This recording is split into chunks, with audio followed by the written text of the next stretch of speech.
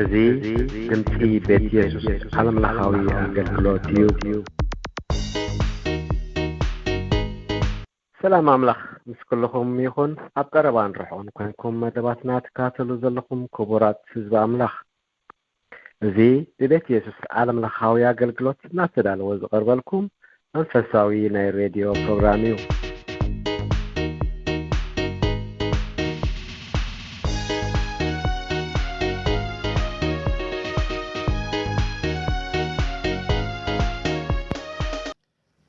ስም ሕያውን ዘላለማውን ድኾነ እግዚአብሔር ኣምላኽና ዝተመስገነ ይኹን። ኢየሱስ ክርስቶስ ጎይታ እዩ። ካብ ርሑቕን ቀረባን ትካተሉና ዘለኹም ክቡራት ህዝቢ ኣምላኽ፣ ሰላም ጎይታናን መድሓኒናን ኢየሱስ ክርስቶስ ሕብረት መንፈስ ቅዱስን ኣብ ናብራኹምን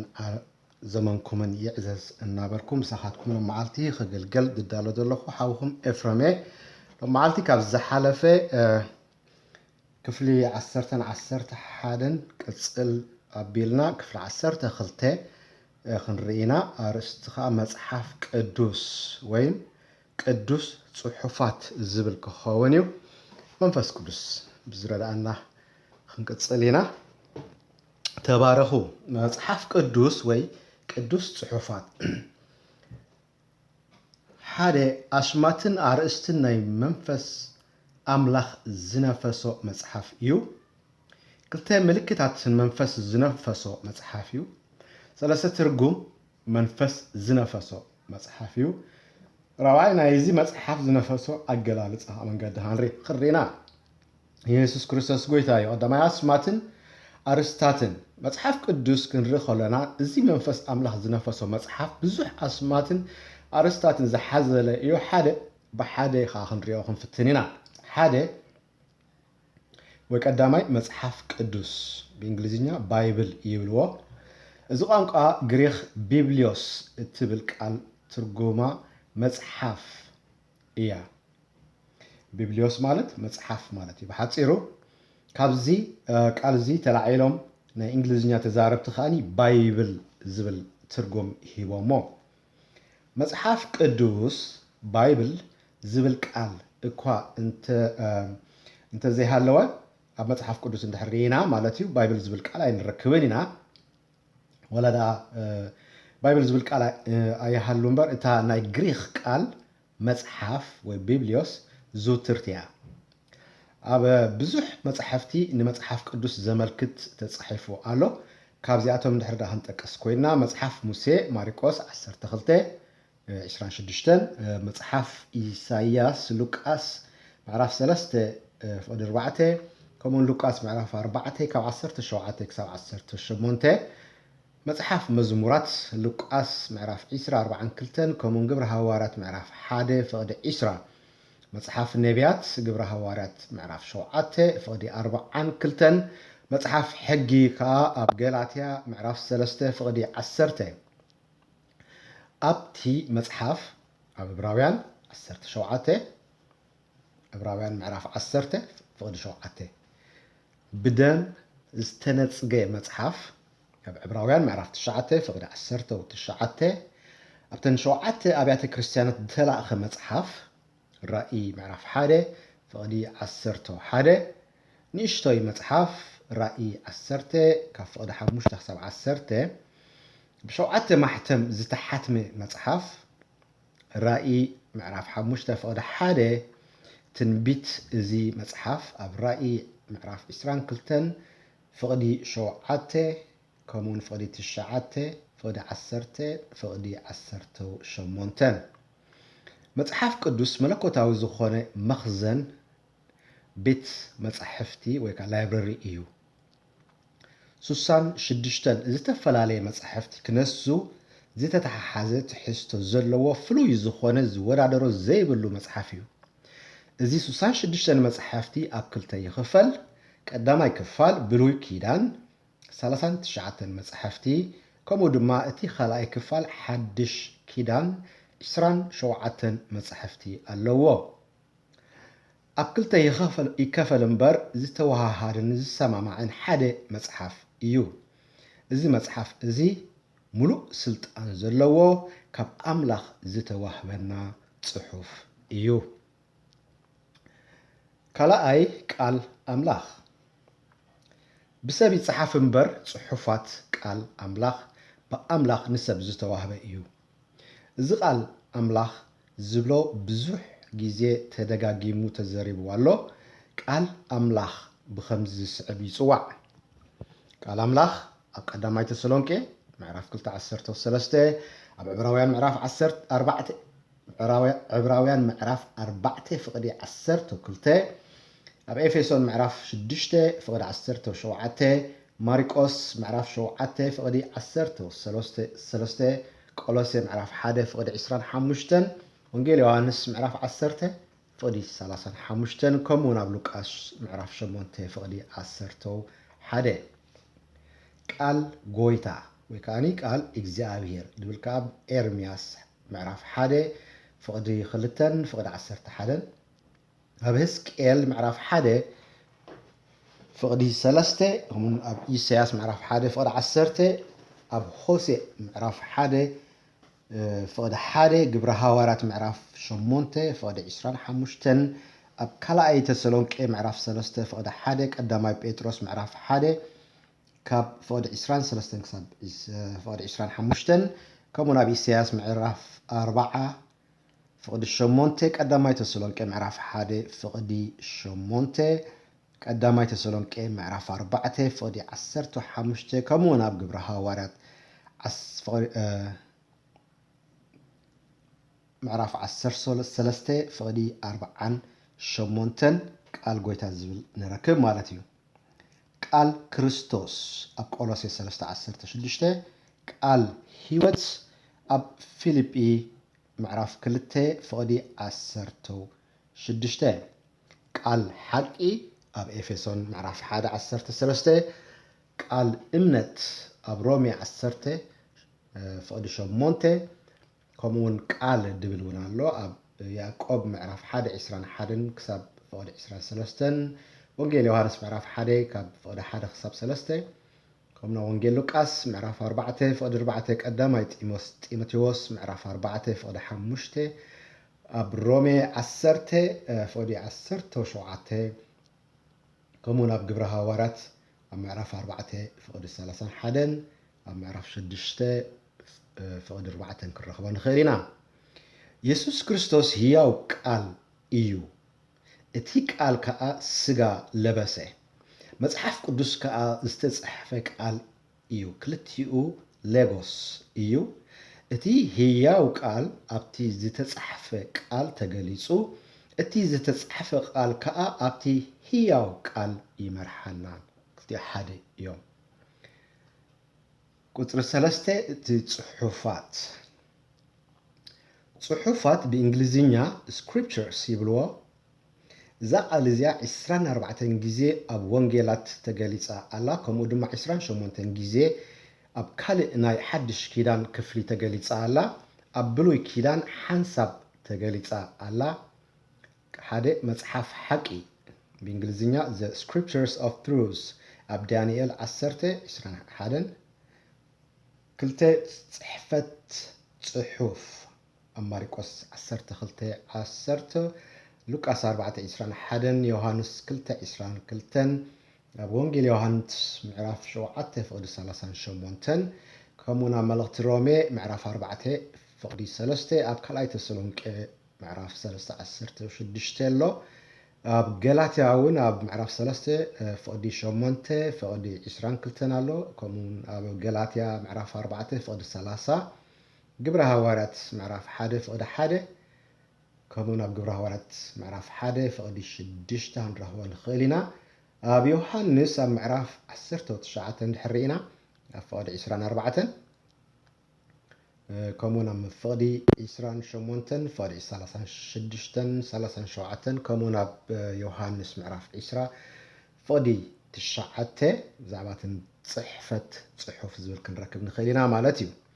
ሳልሳይ ጽሑፋት መጻሕፍቲ ኣብ ማቴዎስ 21:42 ከምኡውን ኣብ ማቴዎስ 22:29 ኣብ ማርቆስ 10:2-24 ኣብ ሉቃስ 24:27 ملأت رومي 16:28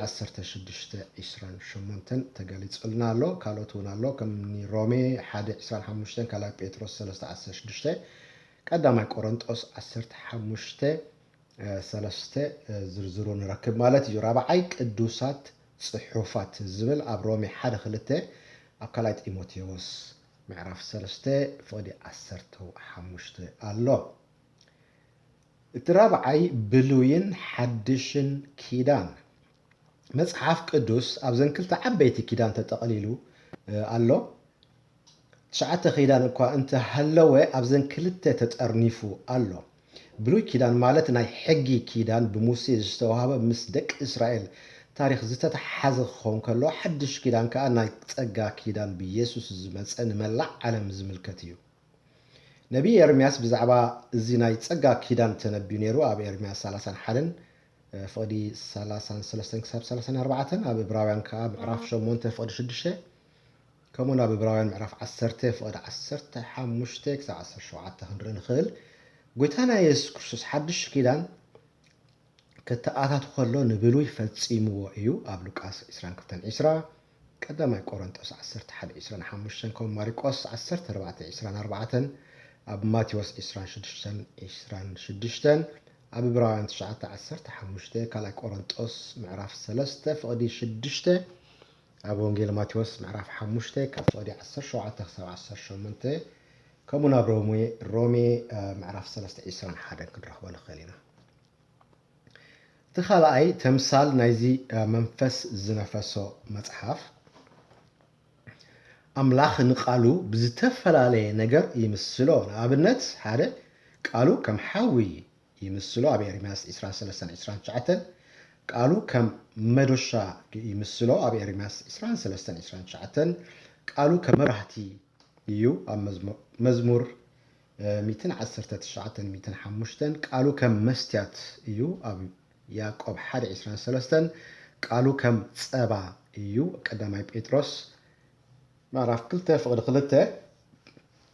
قالو كم زنجي يمثلوا ابرائي 11 قالو كم زرعي يمثلوا قدامي بيتروس معرف 1 فقد 23 اب لوقاس 8:11 اب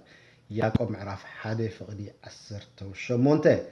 قالو كم سيفي اب عبراويان 4:12 يمثلوا قالو كم ماي يمثلوا اب افسون 5:26 يوحنس 10:5-3 كم وانجيل يوحنس معرف 17 فقد 17 اب مزمور داويت 119 فقد 5 كم فقد 9 قالو كم ورقي يو اب مزمور 10:9 كفقد 7-10 اب مثال 25 كلتون كنرن خلينا قالو كم معر يو اب مزمور 10:10 رأي 10 فقد 10 قالو كم شغال يو اب مكبب 10 فقد 11 قالو كم شنكار يو اب مكبب 10 خمون فقد 11 مالتيو قالو كم انجرايو ماتيوس 4 زداقم شمونت 3 مزمور 119 فقد 103 اب تنبيت إسياس 55 فقد 6 اب زداقم معرف 16 ون كنرخبو نخلينا قالو كم عنقيو ينزونا ماتيوس 7:6 نرخبوينا قالو كم ملحقيو اب عبراويان 6:18 كساب فقد 10 قالو كم كوخب يو اب قدامي بيتروس 1:19 اب رأي 2:28 قالو كم سغا يو اب عبراويان معرف 5 فقد 14 سالساي كفال ترجم من فس زنفسو مصحف اب كالايت تيموثيوس معرف 3 فقد 16 كم زنا نبب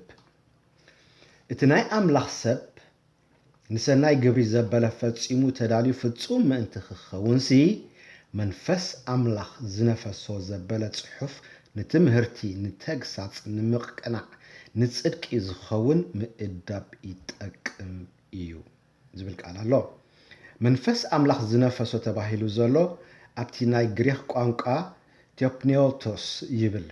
እዚ ቃል ናይ ግሪክ ትርጉም ትንፋስ እግዚአብሔር እዩ እግዚአብሔር ንኣዳም ትንፋስ ህይወት ኡፍ በለሉ እሞ እቲ ሰብ ህያው ነፍሲ ኾነ ዘፍጥረት 2:7 ግብረ ሐዋርያት 17 ምዕራፍ 10:25 ግናኸ እቲ ኣብ ሰብ ዘሎ መንፈስን እስትንፋስን እቲ ንኹሉ ዝኽእልን እዩ ምስትውዓል ዝህብ ኢዮብ ምዕራፍ 32:8 ምስትውዓል ዝመጽእ እግዚአብሔር መንፈሱ ኣብ ልዕሊ ሰባት ምስ ዘንፍስ እዩ ኣብ ሕዝቅኤል 37:8 ክንርኢ እንከሎና እቶም ጅማውትን ስጋን ቆርበትን ዝኸድኑ ዓጻጽምቲ ትንፋስ ኣይነበሮምን ትንፋስ ዝመጽእ ካብ እግዚአብሔር እዩ ጎይታ ከዓ ንሃዋርያት ኡፍ ምስ በለሎም መንፈስ ቅዱስ ተቐበሉ ዮሐንስ 20:22 ስለዚ ኩሎም መጻሕፍቲ ቅዱስ ጽሑፋት መንፈስ ኣምላኽ ዝነፈሶም እዮም ዝጽሓፉልና ሓሻይ ናይ መንፈስ ዝነፈሶ ኣገላልጻ መንገዲ ራእይ ኣብ ሬቨሌሽን ማለት እዩ እዚ ብተፈጥሮአዊ መገዲ ዝርከብ ኣይኮነን ሓቂ ካብ ተፈጥሮአዊ መገዲ ወፃኢ ክትገሃድ ወይ ክትርከብ ከላ ራእይ ይበሃል እግዚአብሔር ኣምላኽ መንነቱ ዓላማኡን ንደቂ ሰባት ክገልጽ እንከሎ እዩ ከምዚ ዝስዕብ ይብለና በእንግሊዝኛ divine revelation is possible divine revelation is probable divine revelation is credible divine revelation is necessary ዝብላሎ ማለት እዩ ራእይ ክህሉ ናይ ግድን እዩ ካብ ባህሪ ኣምላኽ ዝተላዕለ እግዚአብሔር ፈቂዱ ርእሱ ክገልጽ እንተዘይኮይኑ ሰብ ባዕሉ ራእይ ናይ ኣምላኽ ክህልዎ ኣይክእልን ካብ ጠባይ ኣምላኽ ዝተላዕለ ራእይ ኣምላኽ እሙንን እትድግፈሉን እዩ ሰብ ርክቡ ምስ ኣምላኽ ክገብርን ከተዓራርን ምእታን ራእይ ኣድላይ እዩ ስለዚ መጽሓፍ ቅዱስ ሓሳባት ሰብ ኣይኮነን እግዚአብሔር ኣምላኽ ፈቂዱ ደልዩ ንሰብ ክጋሃድ ስለ ዝደለየ ዓላማኡን መንነቱን ገሊጹ መለኮታዊ ፍልጠት መንፈስ ኣምላኽን ቅዱሳን ሰባት ተገሊጹ ንሳቶም ከዓ ኣብ ጽሑፍ አንበርዎ ስለዚ ብዛዕባ ኣምላኽ ክንፈልጦ ዘድልየና ነገር ኩሉ ኣብ ቅዱስ ጽሑፋቱ ንረኽቦ ኣብዚ ጽሑፋት ራእይ ኣምላኽ ብዛዕባ ባህሪኡ ጠባዩ ፍጥረቱ ዓላምኡን ከምኡውን ናይ ሰብ ህልውናኡን ዝድሕነሉ መገዲ ገሊጹ እዚ ብናይ ደቂ ሰባት ጥበብ ዝርከብ ኣይኮነን ንኣብነት ዘፍጥረት 1:2 ሙሴ ዝጽሓፈልና ኣምላኽ እንተዘይገልጸሉ ነይሩ በኣእምሮ ሰብ ዝሕሰብ ኣይኮነን ዘዳግም 29:29 ማቴዎስ ምዕራፍ 11:25 ክሳብ 27 ከምኡውን ወንጌል ማቴዎስ 16 ካብ ፍቕዲ 16 ክሳብ 18 ቀዳማይ ቆሮንቶስ ምዕራፍ 2 ካብ 9 ክሳብ ፍቕዲ 14 ኣብ ኤፌሶን ምዕራፍ 3 ካብ 6 ክሳብ ፍቕዲ 2 ክሳብ ፍቕዲ 6 ክነንብብ ንኽእል ኢና ካልኣይ ኣምላኻዊ ምንፋስ ወይ መንፈስ ኣምላኽ ክነፍስ ከሎ እዚ ብእንግሊዝኛ ኢንስፒሬሽን ይምብልዎ በዚ ኩነት ኩሎም ቅዱሳን ነቲ ራእይ እተቐበልዎ ኣብ ጽሑፋት ከስፍሩልና ክኢሎም ራእይ መለኮታዊ ሓቂ ምቕባል ክኸውን ከሎ መንፈስ ኣምላኽ ምስ ዝነፍስ ከዓ እቲ ሓቂ ምጽሓፍ እዩ መጽሓፍ ቅዱስ መንፈስ ኣምላኽ ስለ ዝነፈሶ ዘይሰዓር ራእይ እዩ ኣሜን ደቂ ኣምላኽ ከዓ መንፈስ ኣብ ልዕሊኦም ስለ ዝነፈሰ ብዘይ ጌጋ ክጽሕፉ ክኢሎም ካልኣይ ጴጥሮስ ምዕራፍ 1:21 ክንርኢ ንኽእል ኢና እግዚአብሔር ኣምላኽ ንብዙሓት ሰባት ክጽሕፉ ኣዚዙ እዩ ዘዳግም 17:14 ራእይ ምዕራፍ 1:11 ካልኣይ ጴጥሮስ ምዕራፍ 1:20 ከምኡውን ኣብ ኤርምያስ 30 ክልተ ክንርኢ ንኽእል ኢና ኤርምያስ 30:2 ማለት እዩ ካልኣይ ሳሙኤል ምዕራፍ 23:2 ካልኣይ ጢሞቴዎስ ምዕራፍ 3 ካብ ፍቕዲ 15 ክሳብ ፍቕዲ 17 ሳልሳይ ምብራህ ወይ ምግላጽ ብእንግሊዝኛ ኢሉሚኔሽን ብሎ እዚ ከዓ መንፈስ ቅዱስ እቲ እተገልጸ ሓቂ ራእይ ወይ ቃል ክበርሃልና ከሎ እዩ ቀዳማይ ዮሐንስ 2:20 ከምኡን ቀዳማይ ዮሐንስ ምዕራፍ 2 ፍቕዲ 27 ኤፌሶን 1 ፍቕዲ 17 መዝሙር ዳዊት 119 ፍቕዲ 18 ጎይታ ባዕሉ ከም ዘብርሃልና ተስፋ ኣትዩልና እዩ ኣብ ዮሐንስ 15:26 ከምኡን ወንጌል ዮሐንስ 16 ፍቕዲ 12 ስለዚ መጽሓፍ ቅዱስ በአምላኽ እተዋህበና እዩ ዘዳግም 32:16 ዘዳግም 24:12 ከምኡን ትንቢት ኤርምያስ 36 ካብ ፍቕዲ 1 ክሳብ 4 ኣብ ዘጸአት ምዕራፍ 4 እውን ንረኽቦ ንኽእል ኢና ፍቕዲ 10 ከምኡን ፍቕዲ 15 ዘዳግም 10 ፍቕዲ 2 ኣብ ካልኣይ ቆሮንጦስ ምዕራፍ 2:13 ካልኣይ ጴጥሮስ ምዕራፍ 1 ካብ ፍቕዲ 20 ክሳብ 21 ኣብ ዘካርያስ 1:1 ዝኣመሳሰሉ ክንረክብ ንኽእል ኢና ካልእ እውን ኣሎ ካልእ ጥቕሳት እውን ኣለዋ ኣምላኽ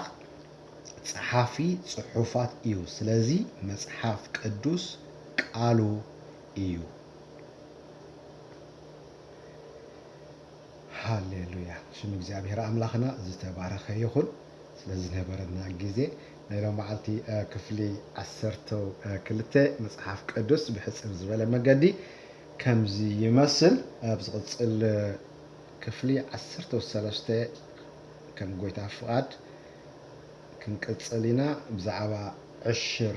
ዝብል ብዛዕባ ገንዘብ ኣብ መጽሓፍ ቅዱስ ብዙሕ ዝተጻሕፈ ነገር ኣሎ ኣምላኽና ዓና ብዛዕባ ገንዘብ ኣብ ቃሉ ዝብለና ክንፈልጥን ክንርዳእን ጽቡቕ ስለ ዝኾነ